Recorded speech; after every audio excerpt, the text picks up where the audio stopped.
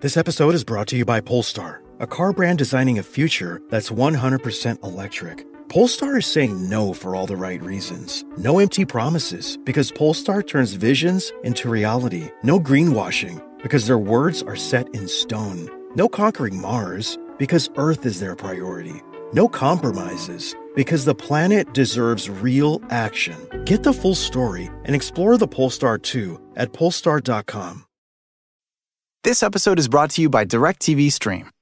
Introducing DirecTV Stream, the best of live TV and on demand, which means you can watch your favorite sports, movies, and shows all in one place.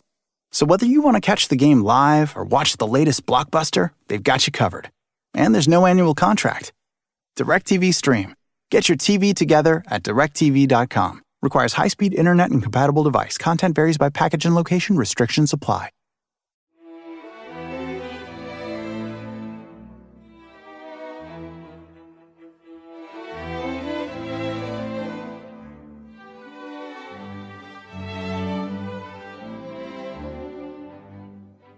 Welcome to Pax Britannica. Season 2, Episode 37, The Whelps of Calvin.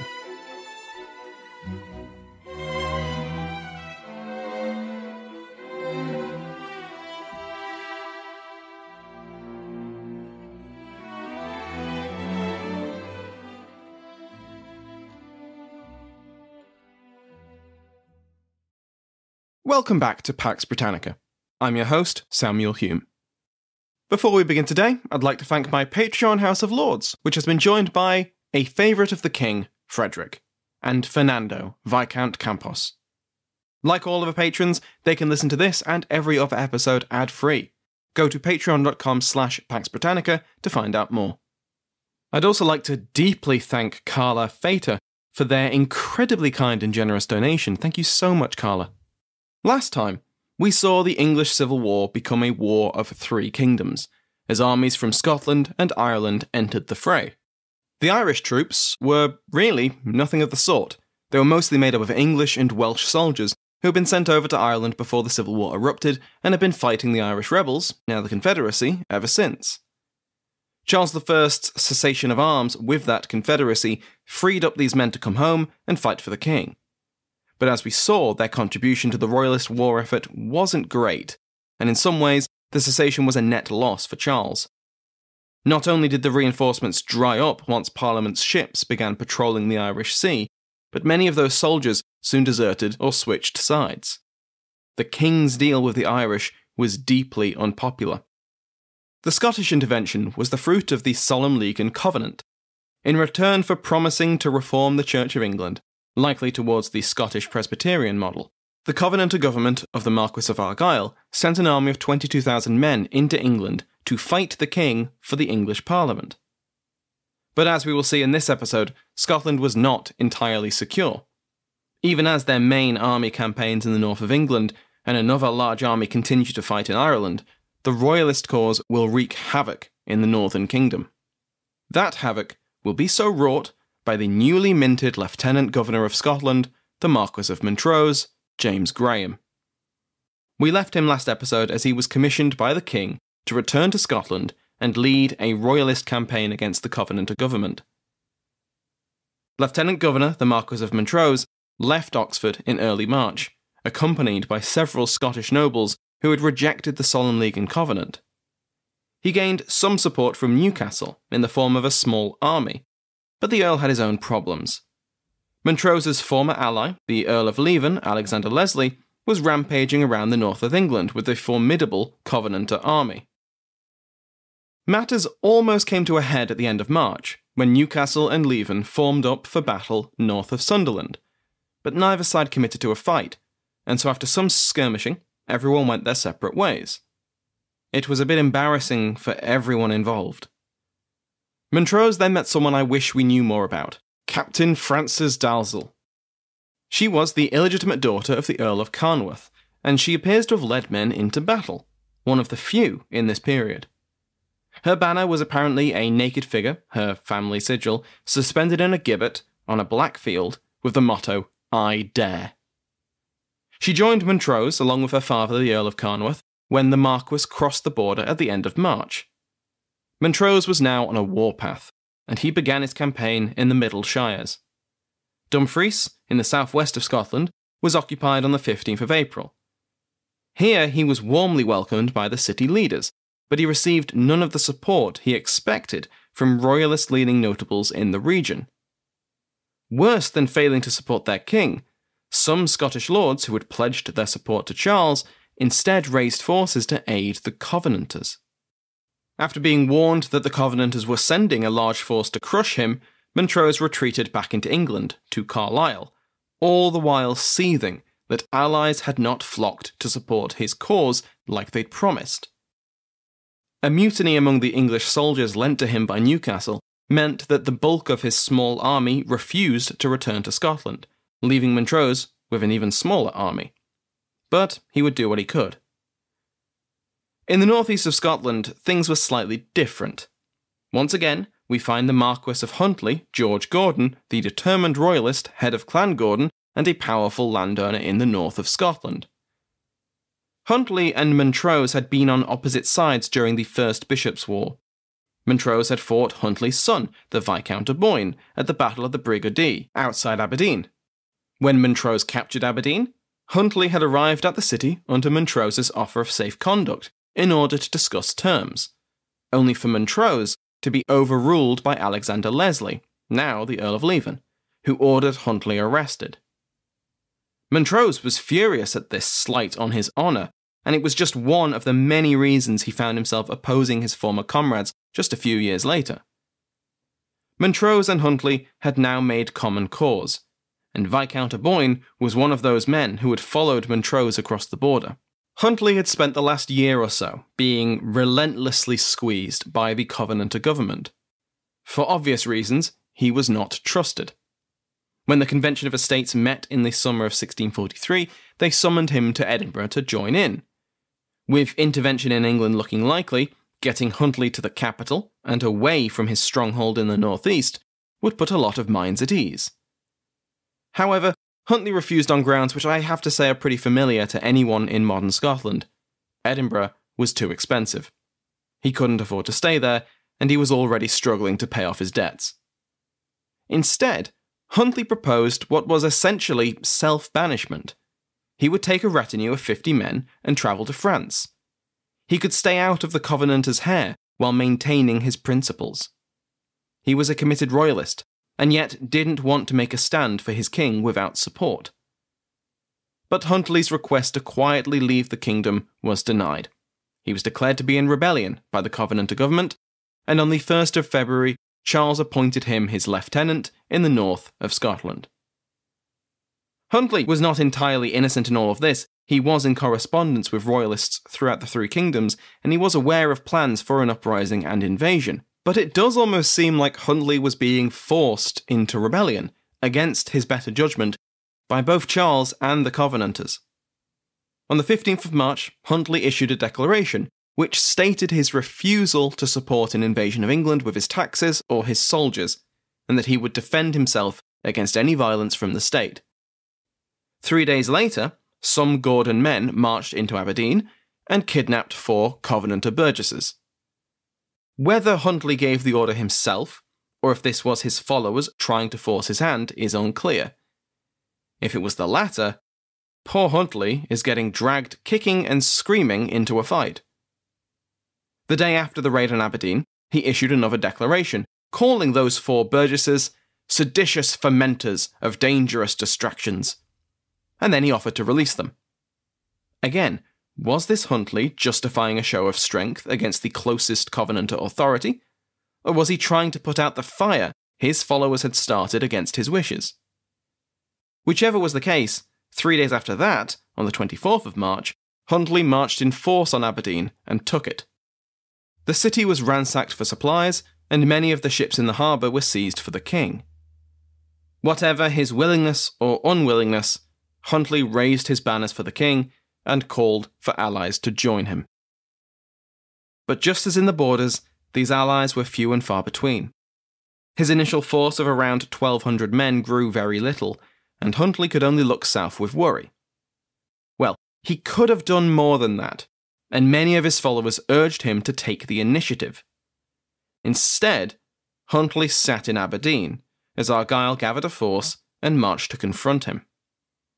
On the 26th of April, Argyll brought around 5,000 to 6,000 men to the Earl Marshal's seat of Dunnottar Castle, which I've mentioned before when discussing Scottish fortifications. It's an incredible structure, definitely worth a visit if you're in Aberdeenshire, and at the very least it's worth a Google. Anyway, my unpaid advertising for Visit Scotland out of the way, Huntly's time was up. Unable to face Argyll's huge force, he withdrew north from Aberdeen back to Huntly, his seat. And from there, he just kept running.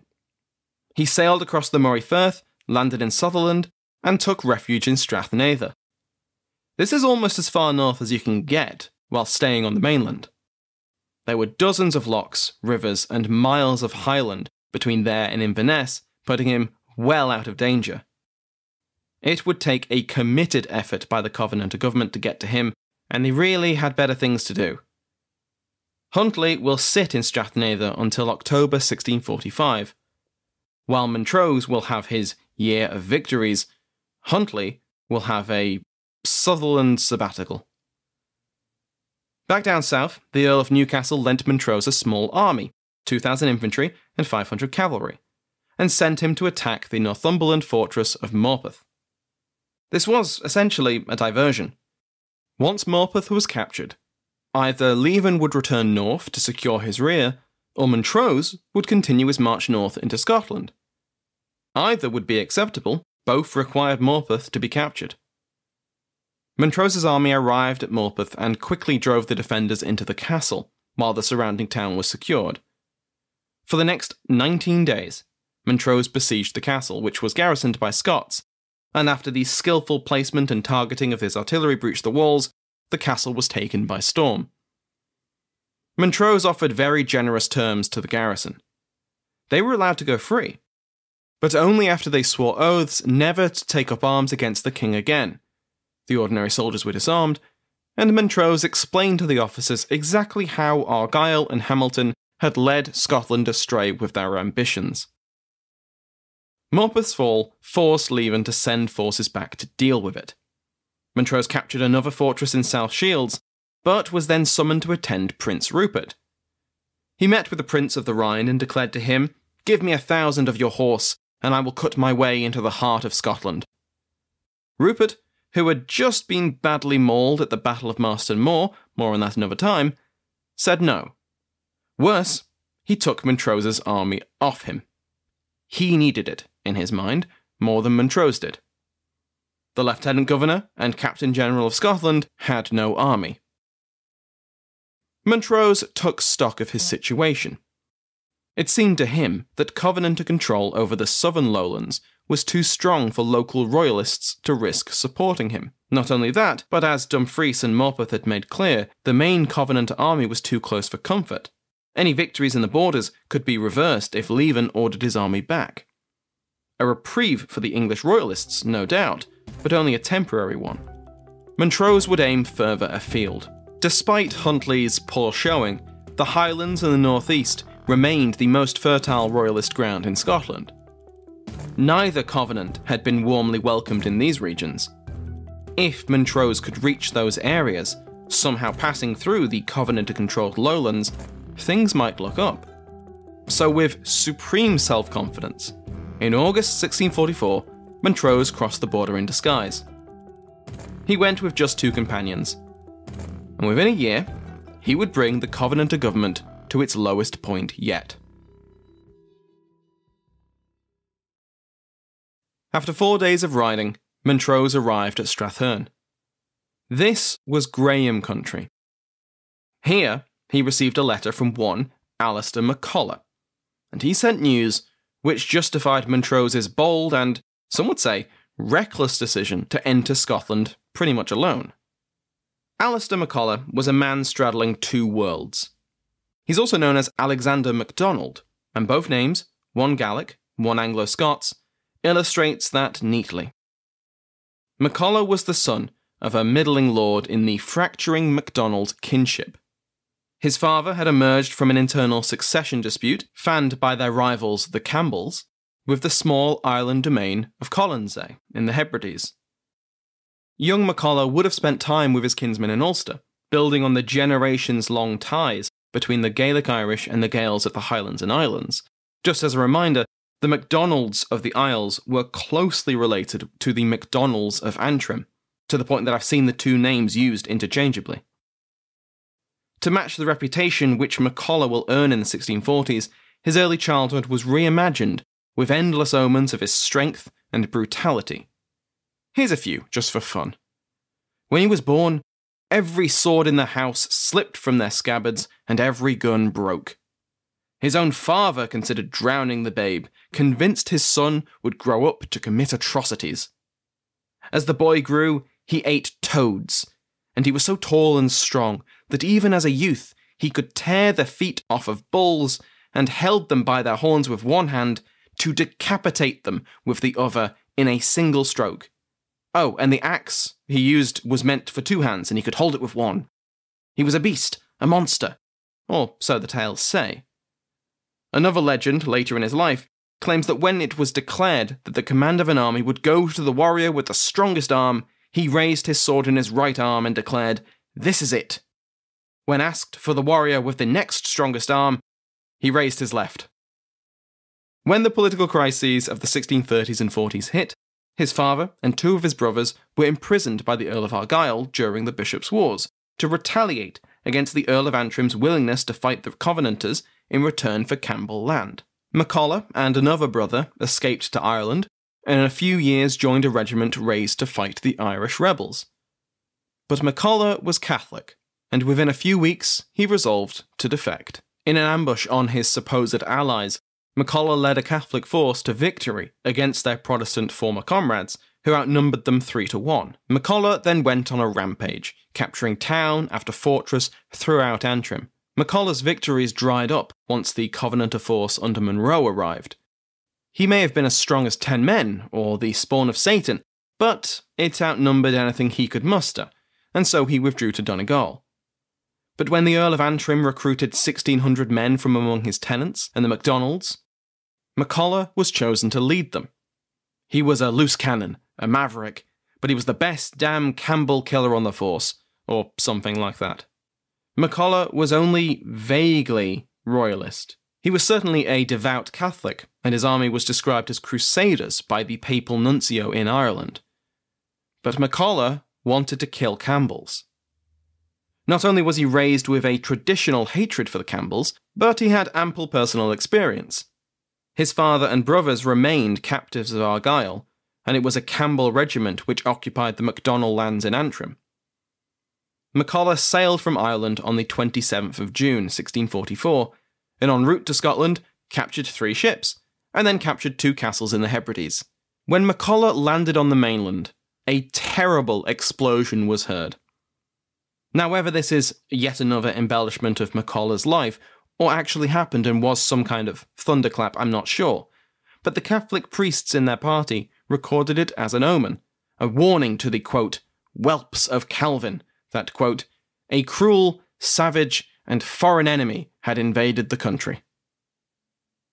That was certainly how many of the royalists which MacColla met saw him. This was an Irish invasion, not a royalist intervention, and it was a small one at that. Even for those who understood this to be sanctioned by the king, promised allies turned out to be unwilling to muster forces and commit publicly to a cause with so little chance of success. Much the same story we've seen in the Borders and in the northeast. Perhaps MacColla would have turned his force around, returned to Ireland, or sailed elsewhere in Scotland, or perhaps not. He rarely turned from a fight, and there were plenty of Campbell tenants to raid and harass. But then the Covenanters captured his ships, and it wasn't his choice anymore. Now, there was no easy way home, and this would have consequences, as several Scottish writers would later record. Now committed, MacColla sent out more summons to the MacLeods, MacLeans, MacNeils, and Camerons. Nothing. Worse, some of those supposed allies were not just neutral, but antagonistic. MacColla roamed the western coast and the Highlands, attacking and burning the territories of the Campbells, but finding few recruits and little support. As Edward Cowan puts it, apathy, the stranglehold of the Covenant, religion, several of the clans were Protestant, and suspicion of the Irish all contributed to Alistair's predicament. End quote. One of his followers recorded that, "He feared not death, for he resolved to die nobly, but it grieved him that he should have brought so many brave and hardy men out of their native country to be here, without hope of relief, swallowed up by the devouring sword of their enemies." End quote. And then, MacColla received a response to one of his letters. That in itself was a miracle, because he'd sent the letter to Montrose, at Carlisle. But Montrose wasn't at Carlisle. The letter went from Carlisle to Montrose's host at Strathearn. Montrose replied, and then the message had to somehow find MacColla on his trek through the rugged terrain of western Scotland, all the while avoiding interception by Covenanter forces. Montrose's response was an order, or perhaps request, for a muster of MacColla's troops at Atholl, deep in the Highlands, along with any other forces he could find where Montrose would join him. And so, in August 1644, a small group approached the muster point, where MacColla was in a tense confrontation with local Stuarts and Robertsons, who distrusted his intentions and didn't want him leading hundreds of dangerous Catholic Irish through their territory. Cowan suggests that the two groups were on the brink of violence before the sudden arrival of these strangers distracted them. The party was led by a man in full Highland dress, complete with bonnet, short coat and trews. It was Montrose. He had arrived. At this gathering, where MacColla and the Athelmen had brought hundreds of men, Montrose had brought something more valuable. Leadership. Not that MacColla or the clans didn't have skilled leaders of their own, because they certainly did. But rivalries and distrust prevented any one of those leaders commanding and having the confidence of the other factions. Montrose offered unity. As chief of Clan Graham, he had ties to both Highland and Lowland, and his arrival in full Gaelic dress only emphasised these ties and flattered their heritage. He was a Marquess, far outranking anyone else present. He was a Presbyterian who had signed the National Covenant, but he was no zealot, refusing the Solemn League and Covenant, and he was known for dealing fairly with Catholics. He was battle-tested, and his family had a reputation for martial success. Montrose himself was a skilled diplomat and politician, vital traits for someone trying to weld together a coalition like he found at Atholl. And, above all, he carried a commission from the king. Immediately, the Athelmen pledged 800 men to his service. MacColla brought his army under Montrose's command, glad to have a leader whose credibility as a Protestant royalist Scotsman was impeccable. And now Montrose had his army. A small army of about 2,500 men.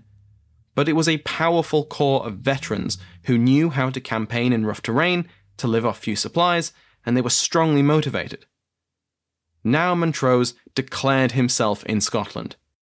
He raised the king's standard, quote, "For the defence and maintenance of the true Protestant religion, His Majesty's just and sacred authority, the fundamental laws and privileges of parliaments, the peace and freedom of the oppressed and thralled subject." End quote. Next time, we will follow Montrose as he leads a campaign which will, in the words of David Stevenson, temporarily collapse the Covenanter regime. Thank you to my House of Lords, including the King's favourite, Mike Sanders, the Duchess of Devon, Michelle Gersich, the Marquess of Coventry, Liam Hunter, and the Earl of Lincoln, Adam Foote. Remember that every patron, regardless of rank, receives an RSS feed which you can put in any podcast app to listen to the podcast ad-free.